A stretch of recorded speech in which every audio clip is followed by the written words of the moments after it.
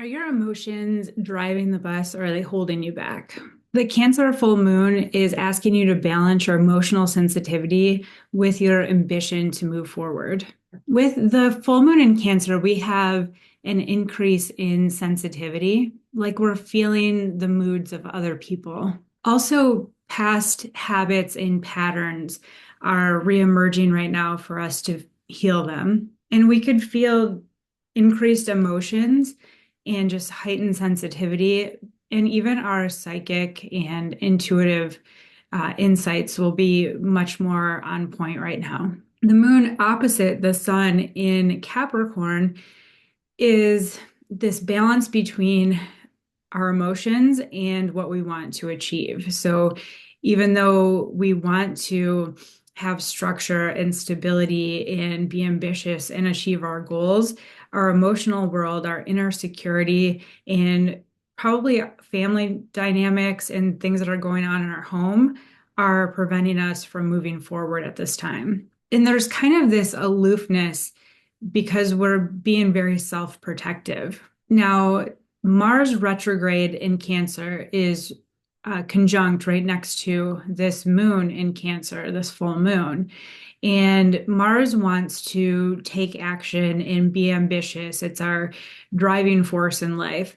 And it's because it's retrograde, we're feeling a little halted in our ability to make that progress and to do the things that we've been ambitious about or been envisioning. And then the moon is making us even more sensitive to the fact that we're not able to accomplish and achieve during this time.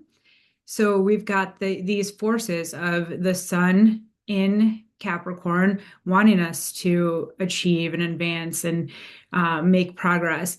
It's also kind of triggering our insecurities within ourselves. If you're someone who really feels a deep self-worth connected to what they're able to achieve, having this full moon is going to bring up some of those issues, and it will also allow you to work through these things and heal them, because the sun in Cancer just wants to get cozy under the covers and block everything out and not have to deal with being adulting, right?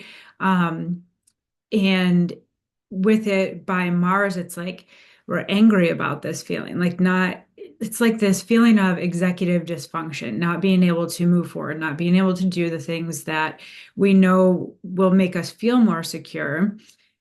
It's like we just want that security blanket.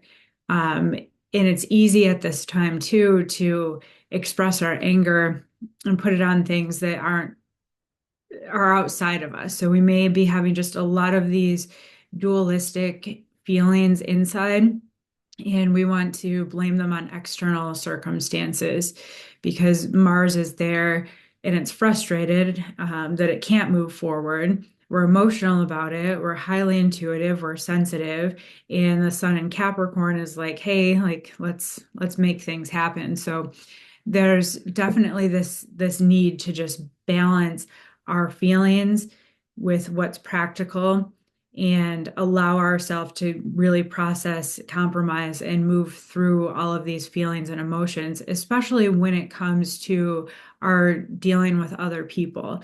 A lot of the aspects that are connected with this moon also bring up a lot of childhood wounds, issues with mother figures in our lives, deep-seated emotional triggers that have been maybe buried in the subconscious that are kind of either playing out unconsciously or brought more to our conscious awareness, like having old memories or repressed memories kind of resurface and having to deal through that.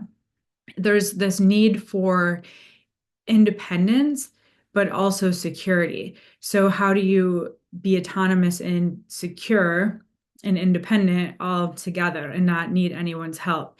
Which also can bring up some themes of feeling responsible for everyone else, which is emotionally triggering as well, especially if you feel like you don't have the drive and ambition to move forward. So there are so many conflicting factors that are happening in our mind, in our emotional bodies, that we just need to integrate our emotional, physical, and mental health to kind of be able to process this. And doing something creative, or listening to good music, going for a walk, and really grounding yourself will help during this time, and trying to balance, even if just you do a little bit of the things that move you closer to your goal or things that you've procrastinated on. And then also make time for things that bring you joy, that put you in that flow state, something creative, that can take your mind off from all of these real life practical things that need to be taken care of eventually. And then move your body and try to process these emotions and move through it that way. Otherwise, there could be a lot of arguments, disagreements, issues that come up within your family, within your home, because that's another thing, is like we want right now to feel safe and secure in our home, and not feel like that's not a place that we can go and rest. So what boundaries do you need to put in place? How can you make your home a place of comfort, but also not get too sucked into isolation that you're not able to move forward? Because it's that feeling of, we want to be safe and secure and protected, but then at the end of the day, when we haven't accomplished anything, we don't feel so great. Or on the opposite spectrum, it's like when we're just pushing forward and accomplishing and taking care of things and being responsible, and we don't leave time for creative expression, play, or just downtime, that also doesn't feel good. That's when we can't sleep at night and when thoughts are just ruminating through our heads. And either way, we can feel like that. So I've found in my life, even if I have to make tiny baby steps in several different areas, at the end of the day, if I feel like everything was kind of covered, I covered my bases, I had, a day of diversity with, being responsible and paying my bills, or, working on something that I have to do for my business, but then also have, positive social interactions and go for a walk, and am able to like clean or do something in my home to make me feel good. Even if it's little things in different areas, this is a time that I think that would really help. What we could see out in public is people having this internal tension and then bringing it out into public spaces. Arguments, tension, being very impulsive, things like that could kind of occur because people aren't taking care of their mental, spiritual, and physical health. Instead, they're allowing this tension and this frustration to just ruminate until it becomes explosive. January is kind of that month. In Mars doesn't go direct until the end of February, and I'm not blaming the planet. I don't like to do that with astrology, but I think that we all kind of collectively go through these experiences together, and I think that it's helpful to understand what's playing out above us, and that's also something that's happening within us, as within, so without, as above, so below. So we are internally triggered by movements, but it's ultimately helping us to develop and evolve ourselves, and collectively to evolve and advance as well. The more that we're able to gain self-awareness, rise above the circumstances, understand ourselves and others better, we're continuing to be and develop into better humans. And that's the goal right now. And because this year is just so rich with movement and transitions and changes and a lot of challenges as well, we're going to have an opportunity to really step into our fullest self and our highest timeline. So I bring in I love the moon cycles because it just relates so closely with our emotional bodies, and we can learn so much from this. And hopefully I can explain it in a way that doesn't bring in too much of the astrology, but helps you understand how we move through these cycles constantly. And remember that a full moon is a time of releasing something, of letting go, of closing a chapter. I've definitely identified it in my life, and it came to me just before I started recording this video of how this is playing out in my life and the things that I need to release and let go of. And maybe a lot of you are feeling the same way. Sometimes we feel like we need to control our environment so much we don't realize how that control issue plays out.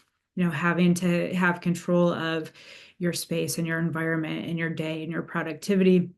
And if something interrupts those plans, it's not a huge deal. We can be adaptable. I know for me, it's like I can be adaptable, but if I have something in my mind that I need to do and I feel like it's interrupted, it could throw my day off. And that's something that I need to let go of. I know that in 2025, this is the year to be able to adapt and change while still being honoring ourselves and holding up our boundaries and making the space for our personal needs. So really focusing on how you can balance all aspects of self and still have good relations with others. So that is the theme of this full moon. Think about how this plays out in your life, write it down, journal about it.